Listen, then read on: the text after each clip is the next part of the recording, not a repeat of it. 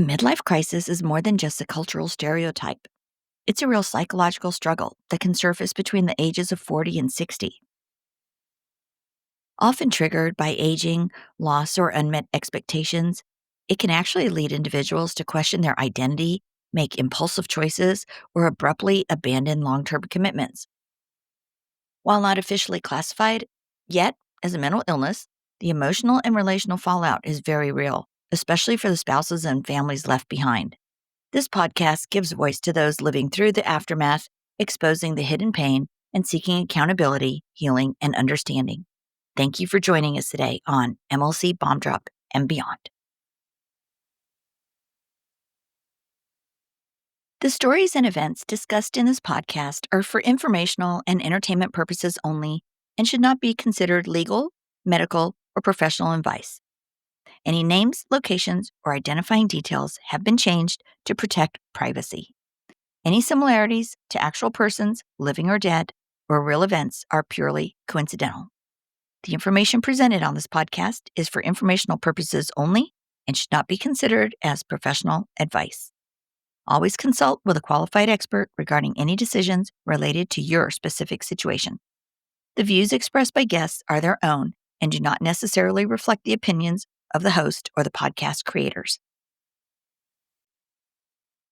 Hey, Bomb Squad. Today we are here with Maggie, and Maggie is going to tell us her story, her experience with midlife crisis, bomb drop and beyond. All right, Maggie, the floor is all yours. Okay. So I guess I'll start at the beginning. So my husband and I have been married for 33 years. We were getting ready to celebrate our 30th anniversary, and something just felt a little off. Um, I really couldn't put my finger on it. We always had a great marriage. We had 2 kids. Um, always just it wasn't bad. I mean, sure we have ups and downs, everybody does, but it was good. And one day he comes to me and he says, "I need to talk to you." And I said, "Okay." And so he says, "Can you come inside?" Because I was outside.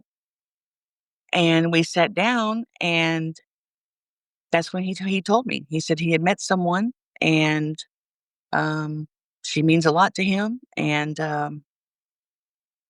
yeah, and he actually wanted to bring her into the marriage as a third person.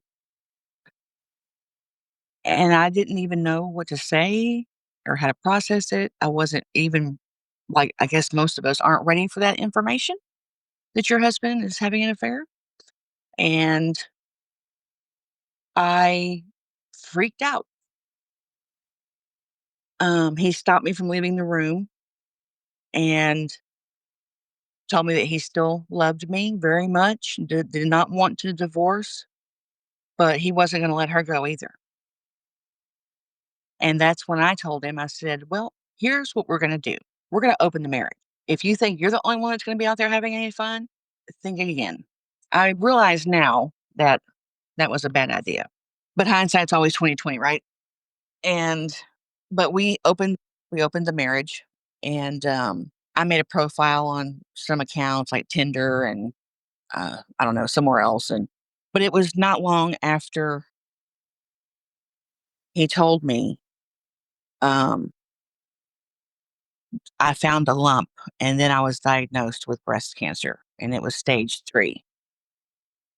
And so I remember it being in the car, and I asked him, I said, "We need to close the marriage so I can battle this." Um, and that's just all there is to it. We need to close it. And he had the nerve to tell me that I was being selfish by wanting to do that, because then he would have to give up his affair partner. And he wasn't going to do that. And honestly, right at that moment when he told me I was being selfish, I could have killed him. I literally could have killed him. Had we not been in the car, I might have. 'Cause I couldn't believe he told me I was being selfish for wanting to fight for my life. Was he with you when you were diagnosed stage 3, when the doctor told you? Yes. He was sitting there in the doctor's office with you. The doctor comes in. It was probably a somber moment. And, "Hey, Maggie, we've got your results. You have stage 3 breast cancer. Yeah, he was there. Wow. Yeah. And, so when he told me I was being selfish, I just, all of a sudden, when you're told they're having an affair, you think, "Who am I married to?" But after I heard that, I just thought to myself, "You are a stranger. I don't even know who you are." Well, The that's not the man you married. the man I married would have never done that. Mhm. And I was in shock. I'm trying to process the affair, now breast cancer, and I really think his affair happened due to a midlife crisis Mhm. because it was like he changed overnight. Literally, it was like overnight, and he became somebody that I don't even know. My husband was a man of integrity, character, a moral compass, and who I'm married to at the moment has none of that. And so, anyway, I went through treatment. I had to go through chemotherapy and I lost my hair, and that was hard. Um, and then after chemotherapy, I had a mastectomy on the left side, and that was life altering because you have this new body that you have to accept every single day. And there was a lot of body image issues that came with that. Um, and then after that, I had to do 40 rounds of radiation. Um, and I burned really bad. And so it was like a year and a half of it was a whirlwind of stuff. Not to mention, all the while, he's coming and going as he pleases. Sometimes he doesn't come home for days. When I went in for surgery, he brought me home, got me in bed, got me settled and all that, and left and didn't return that night. And here I am. I've got drains that have to be emptied. My bandages have to be changed. And my daughter was here from Colorado because I had the surgery, so she was here to see me. So I had her, but that's not who I needed. I needed my husband. And he just left me.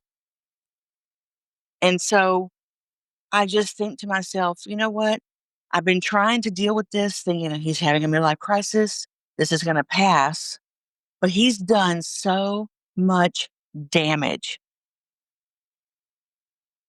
that I really don't think I could ever look at him the same way ever again.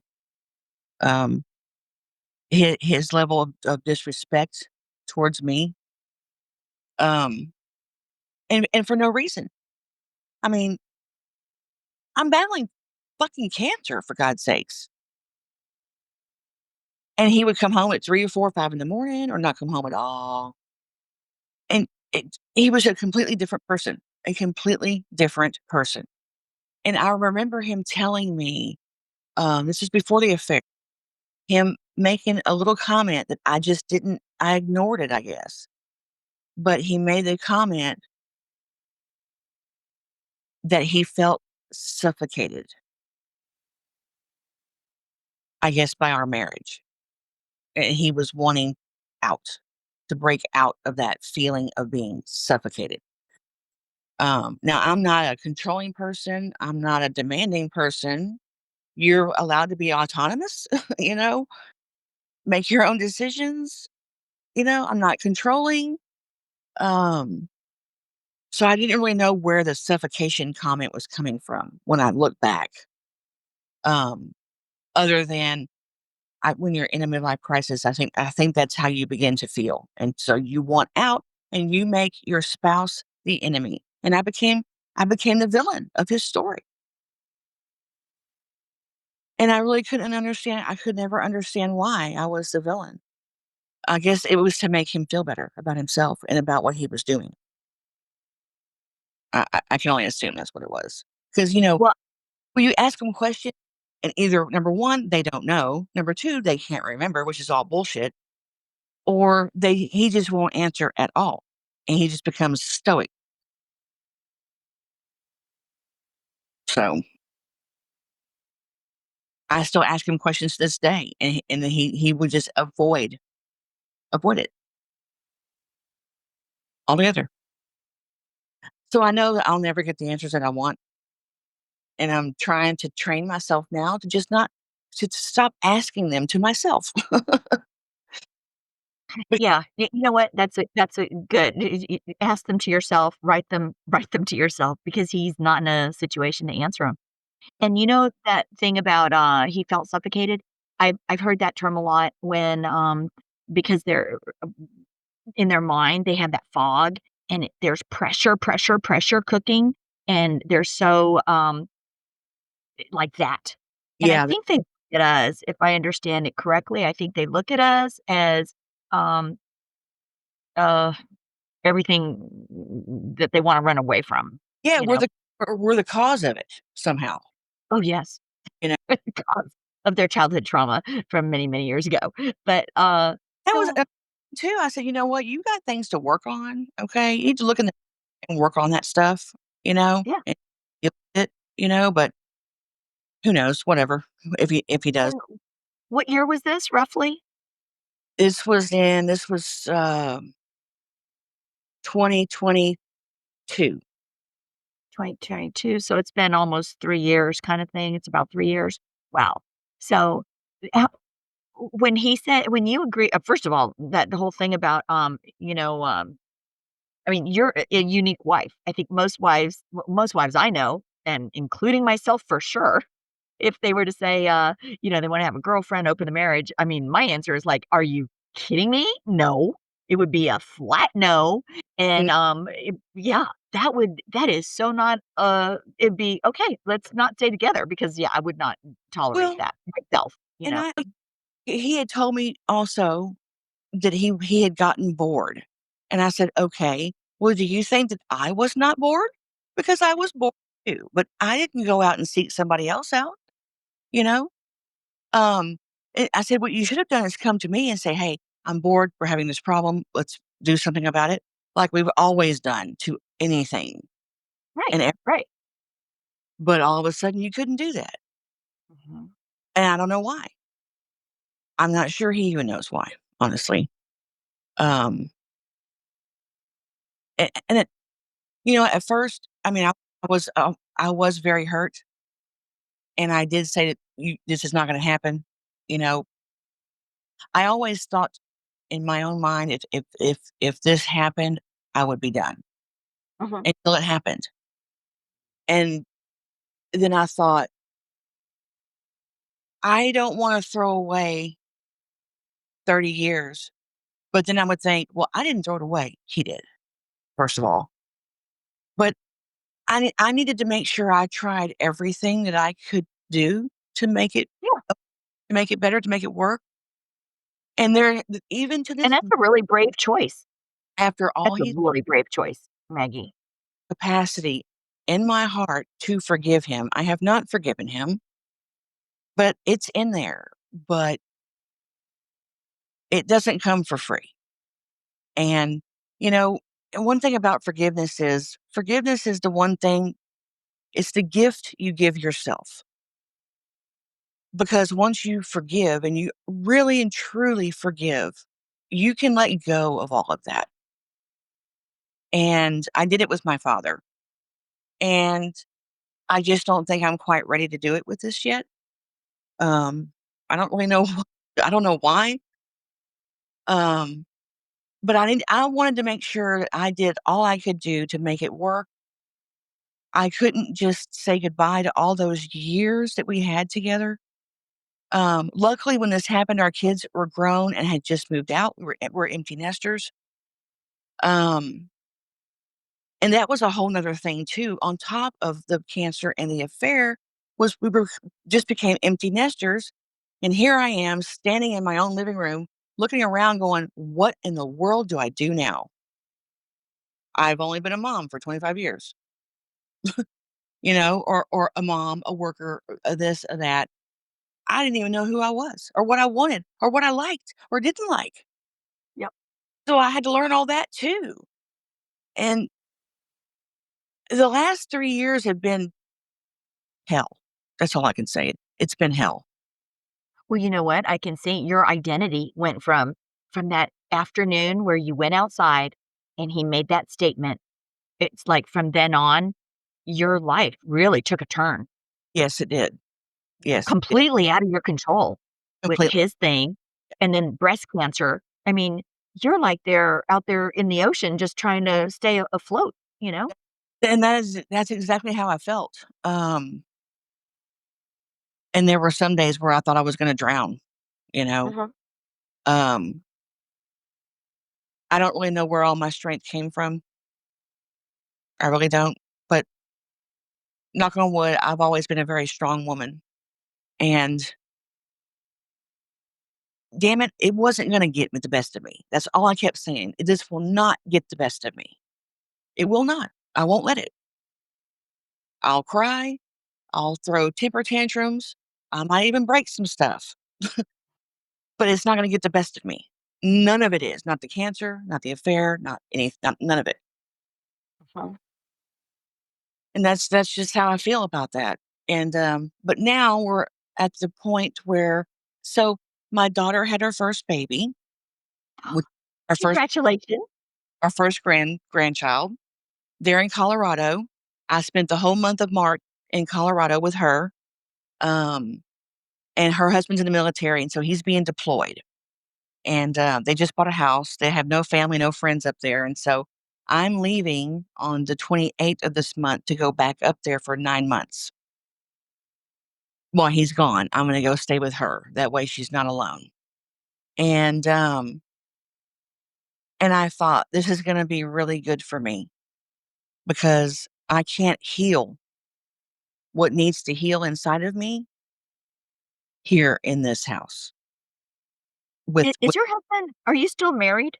yes, Still married. And does he sleep at the house some nights? some. Okay. Yeah, that must be hard. Yeah, I mean, I just had to put it in my mind, I just have to not care, Uh-huh. and I've just kinda gone on with just my life. Um, so I'm going to Colorado for 9 months, and I thought, "You know what? This is gonna be a new start for me." Um, and I may not come back. Chances are I'm not coming back. I feel like I've put in all the effort I can do. I know that I will always love him no matter what he's done. Uh, but it's gonna have to be from afar, I think. Are your kids aware of what's going on? They are aware. And our daughter, all she said was, "Mom, I'm so sorry dad is a shitty husband right now." And I said, "I really am too, because he was not like that for 30 years." And our son um, wants nothing to do with him. He won't even talk to him, which bothers me greatly. But they make up their own mind. They're grown. And what about your husband? Does he realize, how the kids feel? Or do you think he's, a lot of times they're in that mental fog. So if he's in midlife crisis, he's maybe not, uh, I don't. thinking as I don't. rationally? I don't think he is. I don't think he sees it. I don't think Mm. he knows. I mean, I haven't said anything to him specifically about that.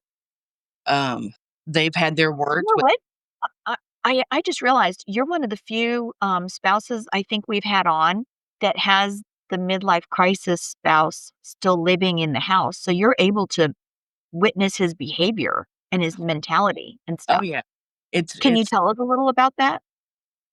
Like, how different he is from before, from the previous 30 some odd years? before he was always a hard worker. We had careers, raised a family. Um, Moral compass, upstanding citizen, all that stuff? Very respectful. Always took my feelings into consideration. Um, Not so much the romantic, that's me, and so I would Mhm. plan romantic type dates and stuff, but every now and then he would pull one out of his hat, and that was okay. Um, when this happened, he became I don't even know who he is. I mean, he would just he doesn't talk ugly to me, but his behavior displays a lack of respect for me. Not coming home, or he won't even call, or he would just tell me, "It's none of your business." Um, it's it's hard to describe it really because it's little subtleties that are different. Yeah. Does when he comes home, is he in your bed? Yeah, yeah. Um,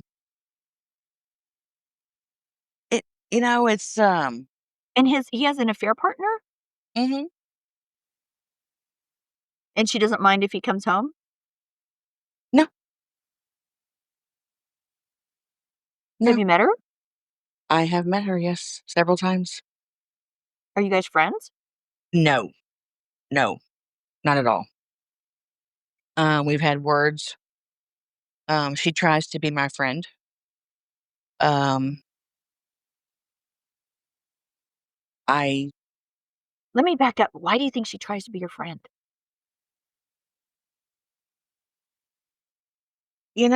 that's a really good question. Um, I'm going into another room actually because he's he's home at the moment. Oh, Yeah. does he wanna be on? I don't think so. I don't think so. So he's brought her over here, um,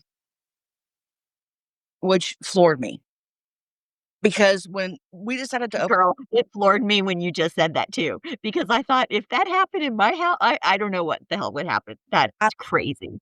and I went off because when I said we're going to have an open marriage, I studied open marriage. I studied polyamory and how these other dynamics work in relationships like that because I wanted to do it right. And so we had boundaries. My boundaries were number one, we don't bring any other partner to the house. This is my safe space. This is my space, our space. I don't want any other people in the space. And number two is we don't screw anybody in our bed, you know. Um, and he violated, well, one of them for sure, bringing someone here to the house. He would bring her here to the house, and I went off. I was like, you're not following the rules. You know, Did you go off in front of her? yeah, I went off on her. Well, then come to find out, he bought a lake house and used all of our savings and bought a lake house and she was living in it. And when I found that out, I drove straight out there, took a sledgehammer to her front door, and I threw her out of that house and all of her stuff. Wait, you went over there when she was there? Yeah, she was there. I didn't care if she was there or not. And She so was. you you sledgehammered the door, I and did. she's like, "Whoa, what's going on, Maggie?" Yeah, yeah, yeah. She was, and I And said, you're like, "Bitch, get out of here. This is my house." "My house, and I'm coming in." And Wow. I did, and I threw her out of the house. And And where was, MLC husband at this point? he was at home, and of course, she called him, and he calls me, and I didn't answer the phone. I had nothing to say to him. There's nothing to say. You know, you're not going to take the money that we saved, all of our relationship, and spend it on her. So I threw her and all her shit out of there. And let me tell you, she's nasty. She's not clean. She's a slob. She has a dog. There was dog poop all over the place. I mean, she's disgusting. Inside the house? I am shocked that he would want to be with someone like that. Wait, there was dog poop inside the house? Yeah, yeah. Y She would just leave it. I mean, she's just disgusting, disgusting. And, uh, and for him to be with someone that's like that, just I couldn't I mean, it's a downgrade for sure. Um, Is this, property was it a couple-hour drive, like 2 hours away from your house or it's about an hour an away hour away? Okay. away. So once I did that, then I set Like, up how did you get her to physically get out of the house? I mean, and I you're there thrown it's amazing she didn't call the police. it is amazing, but, uh, I grabbed her and I drug her out of the house and threw her out. Wow, wow. Did she try to fight back? She did a little bit, but I was so mad. Oh, It yeah, or what she had the done, adrenaline or whatever. yes, it wasn't gonna hurt me, you know? Right. Um, and she's trying to tell me, "Well, I've always been on your team. I told Rob not to leave I told him not to leave you and, um, blah, blah, blah." And I was like, "Bitch, I don't care what you say. You ain't on my team. You slept with my husband. You you knew he was married." I And swear affair partners have such a skewed sense of reality. they are so delusional, so delusional. So delusional. It is like it's on one hand, it's sad, but on the other, it's pathetic and highly maddening, you know? Yeah, yeah, it is. It and So you get her and her little stinky dog out, and the door, you couldn't really, I guess you couldn't really close the door because it was sledgehammered. So, but she left. yeah, yeah, yeah, yeah, and then I decorated it to the way I wanted it because it was my house. Good for you. It's like, hey, surprise! Your husband just bought you a lake house. You didn't even know. It you know, uh, uh, you I can't make this stuff up.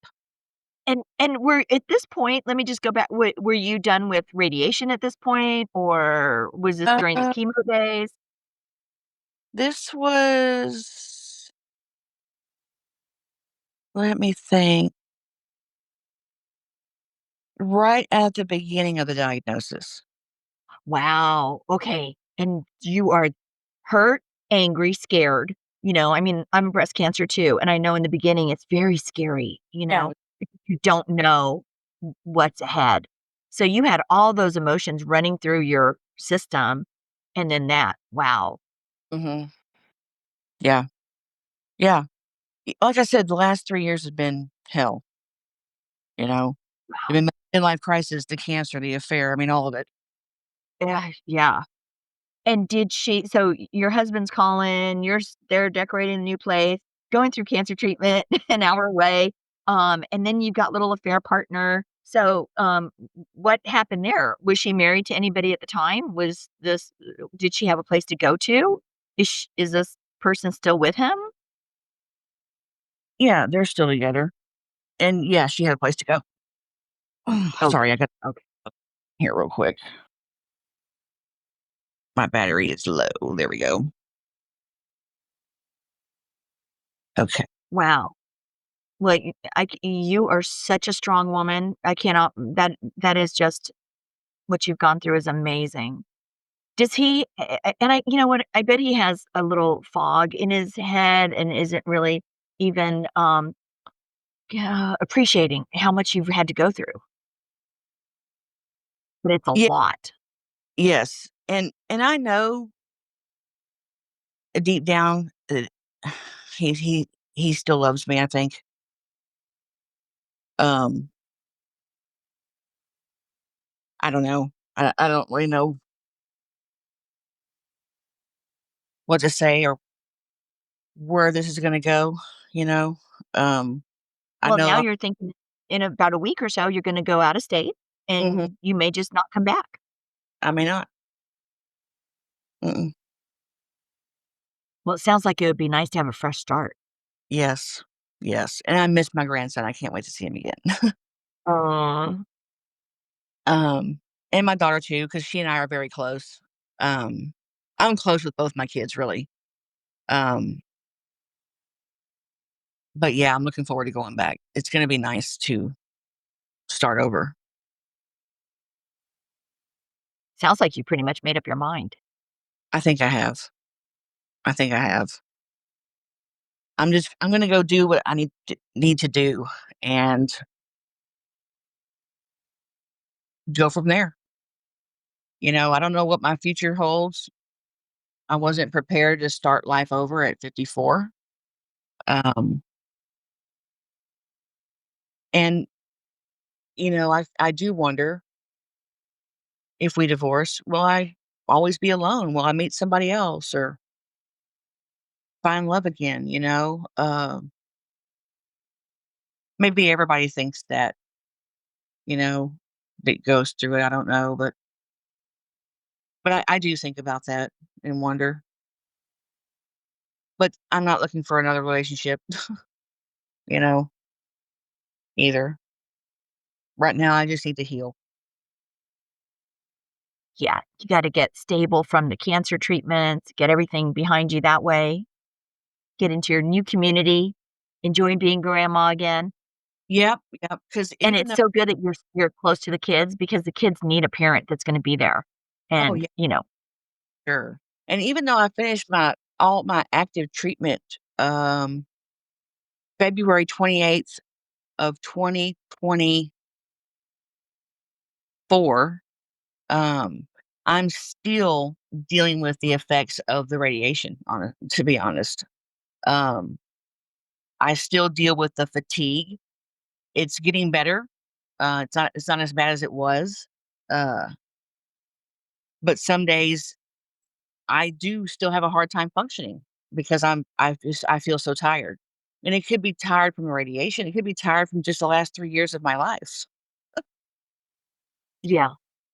You know? Well, you had 40 rounds of radiation is yeah, you're gonna have fatigue for Yeah. sure.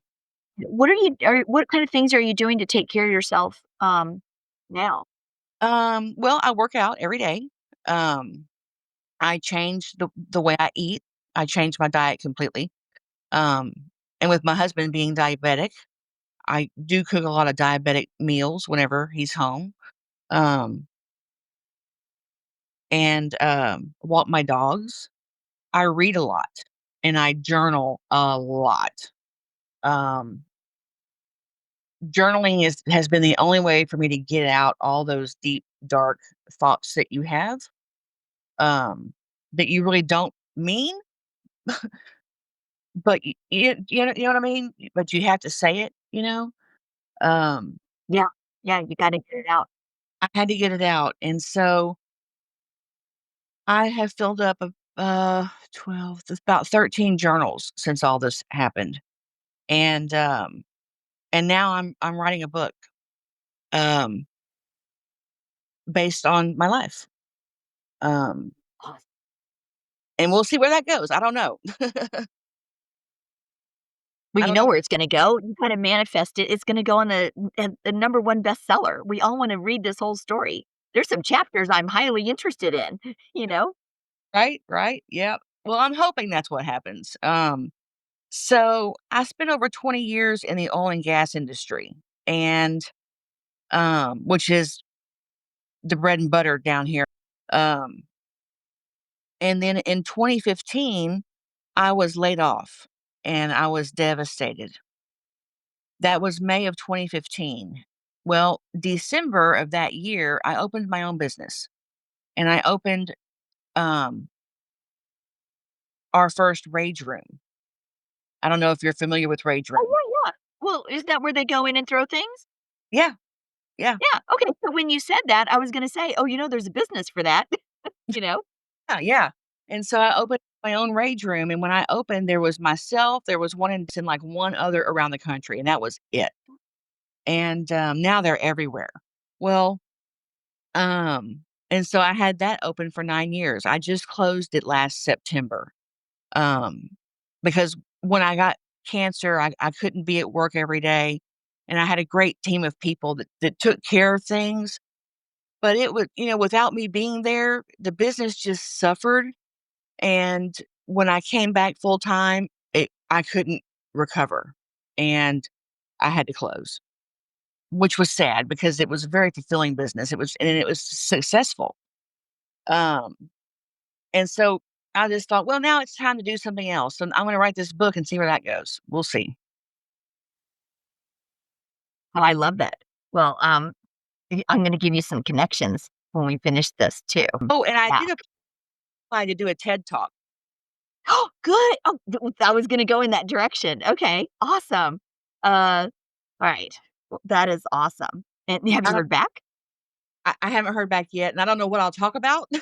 I don't know what my topic will be just yet, but yeah, I applied to do a TED talk, and I thought, I could do public speaking. Speaking in front of people is not a big deal for me, and I did a master class on it, and so the answer to your question is I'm just trying to reinvent myself, I guess. Yeah, that's Is perfect. He's having the midlife crisis, and you are gonna have a midlife transition major glow up. I I hope so. I don't know where it's gonna go. I'm just gonna follow it as long as I can, Yeah, you know? that's awesome. Oh, I'm so proud of you, Maggie. That's awesome. Well, thank you. Thank you. I need something good to happen. Um, And you know what? You shouldn't be there compromising your values, integrity, and what you want out of a relationship or marriage, you know? I mean, if the whole open marriage thing was something you really wanted, great. But if it's not, you shouldn't have to compromise yourself because that's actually abuse for him. You know what I mean? That's yeah, that's abuse of a person and to expect him to do it. I mentioned that a couple of times, but, And actually with breast cancer, and I would assume almost any cancer, but definitely with breast cancer, you gotta be really careful about sexually transmitted diseases and things like that. There's certain things that it's, not a good thing. yeah, yeah, definitely. Um, it's been a journey. That's all I can say, Mhm. you know, all of it. Um, Do you believe it when you look back now? That's you probably had an image in your mind of how your future was gonna be, and then from that conversation where he gave a different roadmap, it's like, "Wow, man, we are on a" yeah. You're gonna take another exit and yeah, go into a whole new direction. yeah, because, the fact is we did drift apart, um, and didn't see it until the kids were gone. At least I didn't. And so I knew that was there. And I thought, okay, well, we're empty nesters now. We'll Here's a whole new adventure for us to rediscover each other. And it's gonna Travel. travel and do stuff and it just was turned upside down. Um and I was just so devastated that I did nothing but cry for a year at least. Mhm. Because honestly, I think the first year I was in shock that it happened.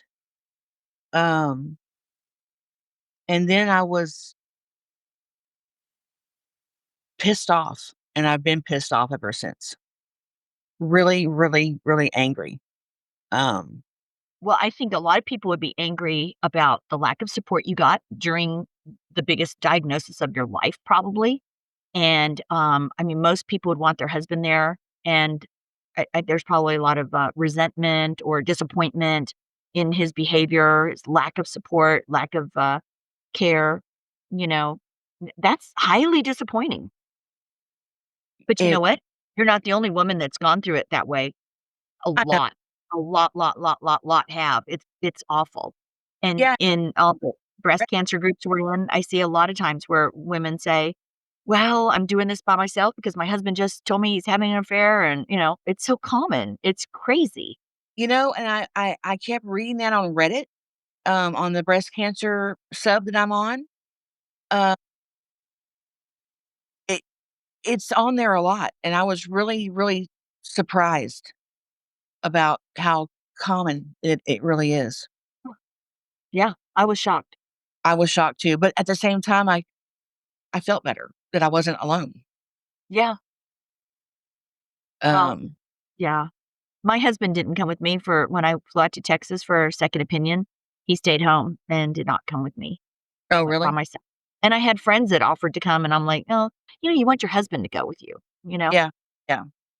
Yeah, because after my mastectomy, that's who I needed to be with me, Mhm. you know? Exactly. And he just left me at the house. I just there's just there are certain things that have happened that I just can't put past me. I can't forget it, and it was just so hurtful. Yeah. I don't understand how you can tell someone you love them and hurt them that way. I really don't. I really don't. I told him it would have been a lot easier for him to have just told me that he didn't love me anymore and divorced me. Mhm. That would have been a lot easier to deal with, I think, than the betrayal of it all, you know? And then I found out not long ago that, along with this last treatment of breast cancer, the anastrozole, have to go through menopause again and all that kind of stuff, and, it does changes to your body, and, uh, and I had confided some of those changes I was having in him, and he shared all that information with her. Ah, that's a betrayal too. Yes, and this was very recent. This was in the last month. Mm, I'm sorry. Wow. Um, 'Cause Well, how did you know he told her? she told me. She asked me a question about it, and I just looked at her and I said, "That was not for you to know. That was not for him to share." Anyway, I went off. I said a whole lot more than that, but not to her. Not to her, but to him, you know? Yeah. Um, I said, "How am I supposed to trust you? Ever?" I said, I can't. I can't." And when I said that out loud, I think that's when my mind was made up, that there's no going back. I know that we can never go back to how we were. That part of our life is over. And I had even made the comment to him that, you know, okay, so our first marriage is dead and over. So we can make a second marriage and we can do this and make it work. I used to think that. I don't think that anymore. Um, I used to think as long as you loved each other, you could do anything. Mhm.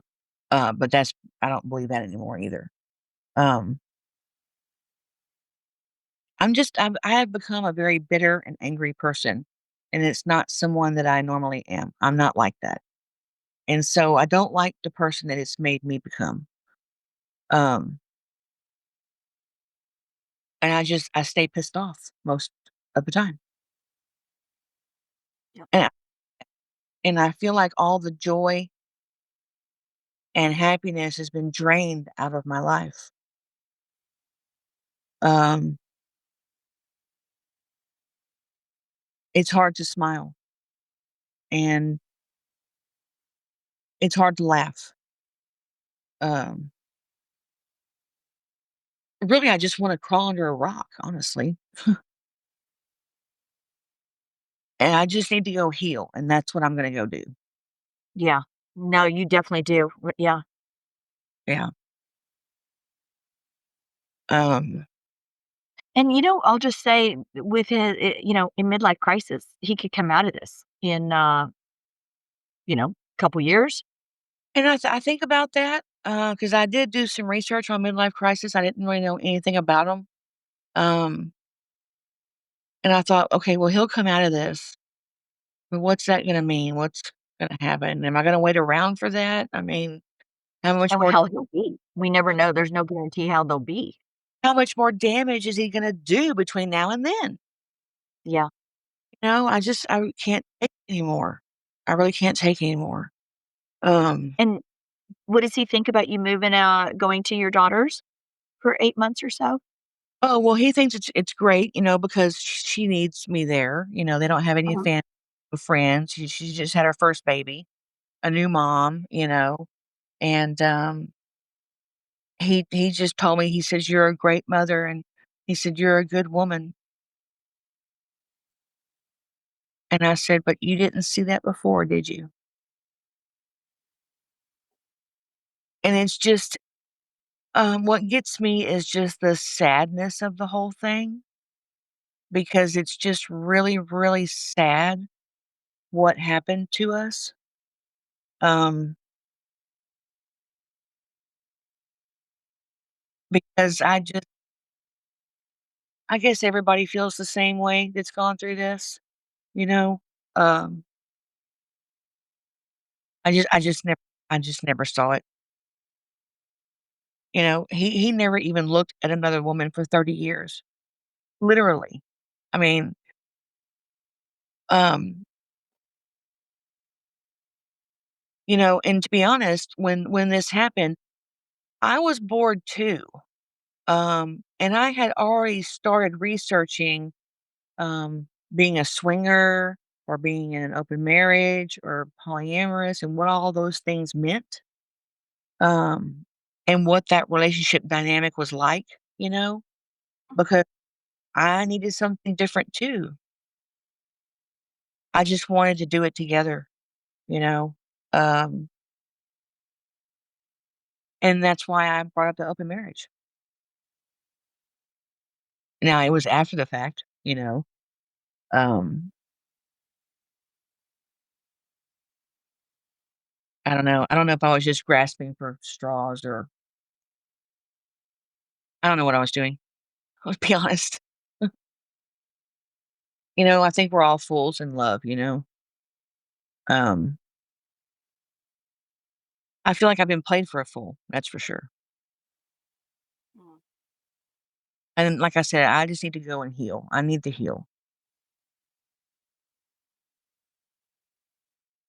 And it won't happen under the same roof. No, I don't think so at all. I think you guys really need that space too. Just, I mean, it's just too triangulated, you know? Definitely. Um, it, I know what's going to happen when I'm gone. She'll be here and they'll be playing house while I'm gone. And that makes me really angry. Um, but I won't be here to do anything about it. Uh, I'm taking all the stuff that means something to me with me. That way, if I don't come back, then I don't have to worry about anything. And all the properties will be sold, you know, because if I don't live here, no one's going to live here. I'm not giving it to her. Right. Hell will freeze over first, I promise. Um, and honestly, I want to forgive him. I have to go heal. And this is what I told them both. I have to go heal so I can forgive him, I can forgive her, and I can forgive myself, because I am most angry with myself for putting up with all of this for the last 3 years, for lowering my standards, for not being me and who I am. And doing it for a man. It may I have felt used and played a fool, Suffocated. and I just have to get away from it. Yep. I don't know if you heard what I said. We had a technical glitch there, but I think you have been suffocated by his Yeah. pressure of how he wants everything to be. Yes, and I'm feeling that. Mhm. Like I said, I've lowered my standards, to a You should never do that should because you're a never. role model for your daughter. And that's another thing too. I'm still a role model to even though they're grown. Mhm. And if I don't stand up for myself, the damage I could do to them, I just can't stand it. That's right. Absolutely. I can't stand it. Um, it's just been tough and I just need to go heal. Mhm. Well, good. That's that will be great. That's gonna be a really good thing for you. Obviously, you're entrepreneurial, you've got a lot of stuff going on in your head, and, oh, man, some fresh air, not infected by the MLC and craziness that's going on in right there in your house and around, that's I just can't imagine. Yeah, It's it'll be been a a real change for you. it's been a You're lot. so lucky you had that opportunity to go somewhere safe. You know, I do thank every day that I have this opportunity to go stay with our daughter. Um, I'm very thankful. Very Mhm. and all I'm concentrating on is just healing myself and being a grandma and helping my daughter, while her husband's gone. And And that's huge for her because those kids grow up so fast, you know, and what a great support for each other, yeah, that you guys will be. yeah. And she told me, she says, "Mom, I'll be there for you and you can be there for me." And I said, "That's right. That's right." And that's grandpa's loss, that he's missing out on all this stuff, you know? Just Yeah, he'll never get it back. nope. But that's not my problem. That's not your problem. That's right. And I say that more and more. And one thing I'm trying to really follow, I read a great book by Mel Robbins called The Let Letdown. them. Yes, yes. And so I try to follow that. And I tell myself that all the time. Let them, let, Yeah, it's hard. It is hard, but it does work, totally. and I think you have to have gratitude for yourself. I think gratitude is just important in life anyway. And that was one thing my husband and I always had for each other was gratitude. Mhm, Um, and I just think that's important that you have to have it for yourself as well. You know, I'm trying not to be so hard on myself. Um, because I am so angry at myself. It will take a long time for me to probably forgive myself for what I've done. Just putting up with it. And, You know what? I look at that, I feel like you were pushed into a corner, like a little animal that's pushed into a corner, and you had to do what you had to do to sort of survive at the time, you know? oh, And I yeah, think you said it earlier, like grasping at straws or something like that.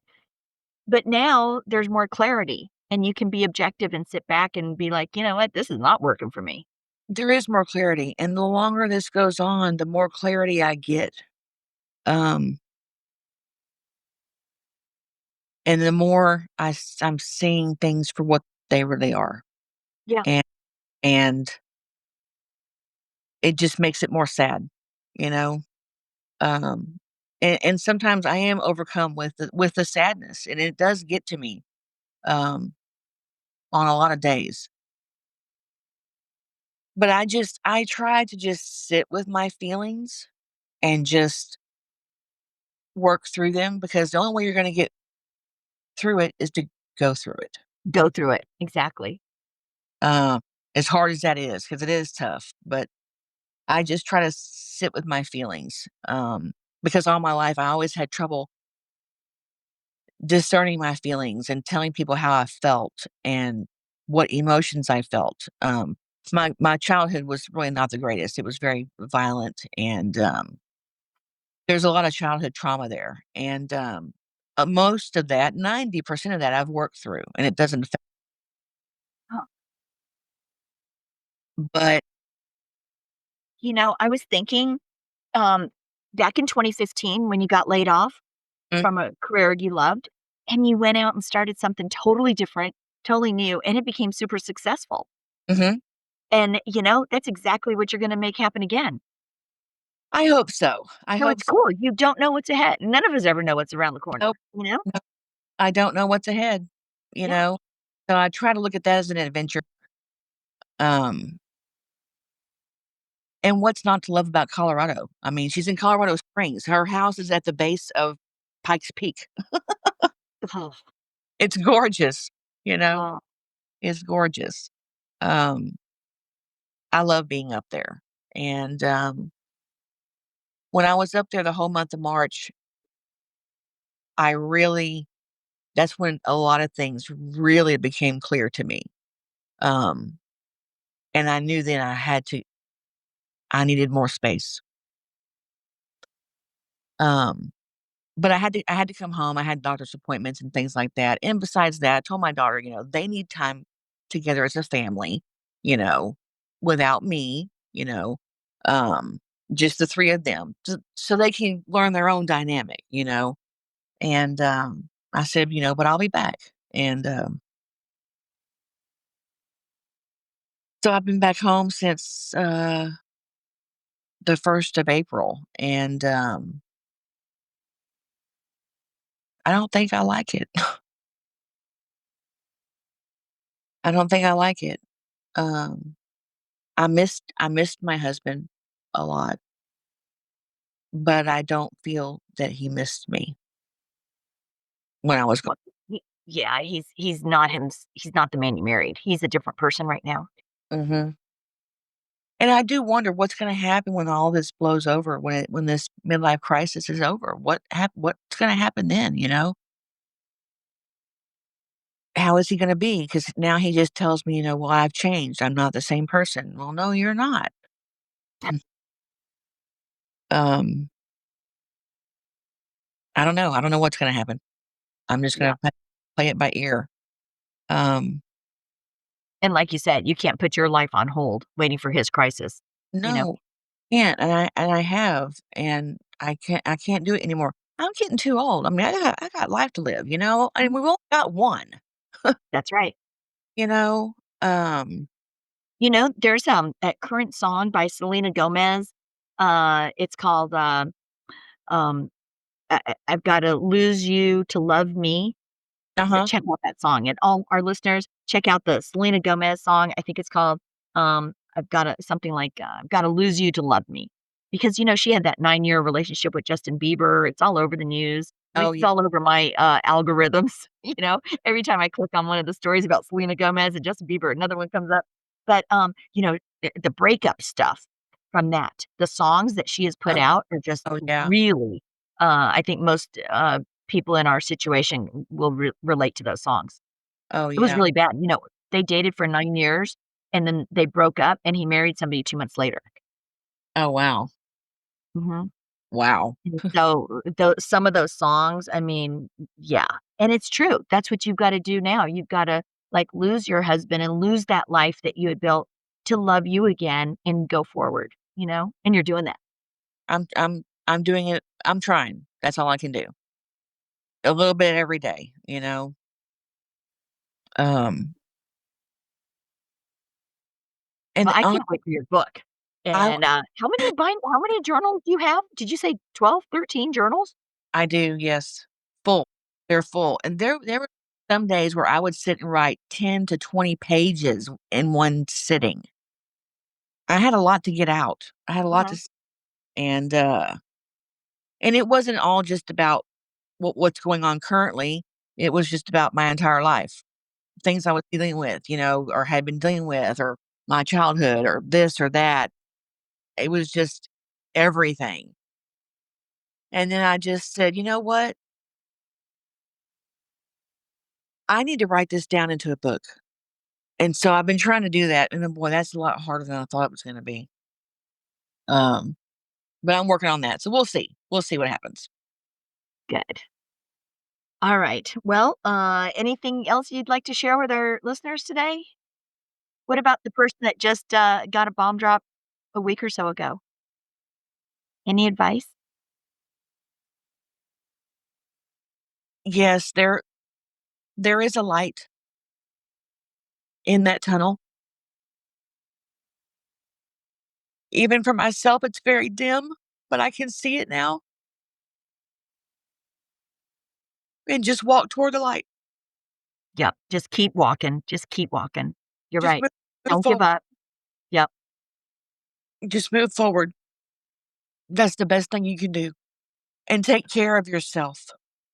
Yeah. Like you said, exercising, Yeah. the yeah, watching what you eat, reading, journaling, Yeah. huge thing. Work on any issues you might have, Yeah.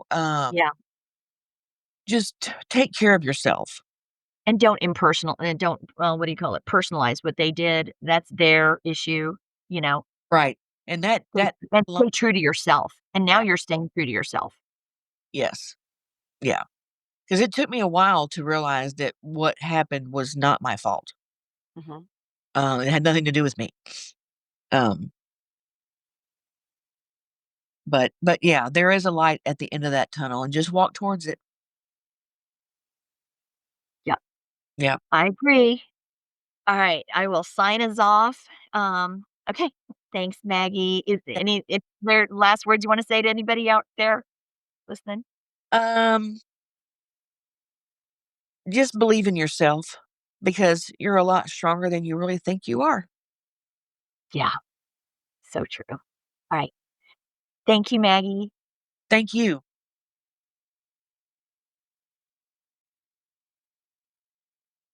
Wow, Maggie is so brave. So what a great story she has and what a super story of resilience. I mean, seriously, she went through chemotherapy. She lost all her hair. Um, she then had a mastectomy, partial mastectomy, and then 40 rounds of um, radiation. That is just that is so much, and now she's on medication going forward, but she had stage 3, breast cancer, and that all happened right as her husband announced an affair, so, wow, that woman, she persevered and is getting better, and also, she had the chemo brain and fog all during this, so it's just been really rough. But, um, you can see she's doing so much better, and like she said, you guys, keep moving forward, focus on yourself, and always remember this is not your fault. This is their crisis. There was no way you could have prevented that. So just, focus on yourself. And that's really all you can do and keep moving forward, just like Maggie. So anyway, we'll definitely stay in touch with her.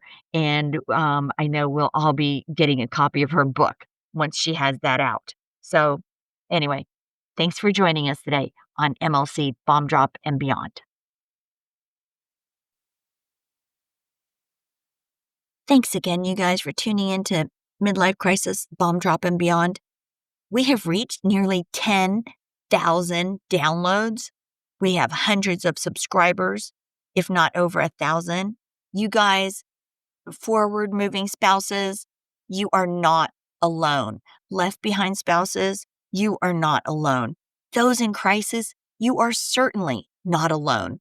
This is just crazy how epidemic this has become.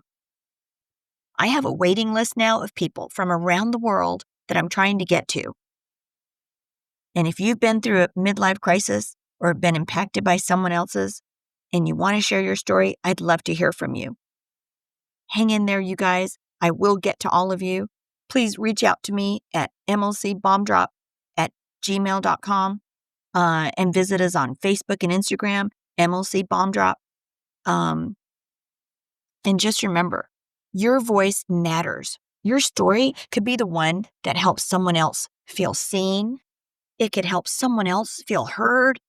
And it will help somebody else feel understood. You are not alone, no matter where you are in your journey. If the bomb was just dropped, the earthquake just happened, if you are 7 or 8 years in and you're coming out of starting to wake up and awaken to this, um, you are not alone. It's sad that this is epidemic, but we're here to provide support. So until next time, take care and live authentically each and every day. Thanks again, you guys.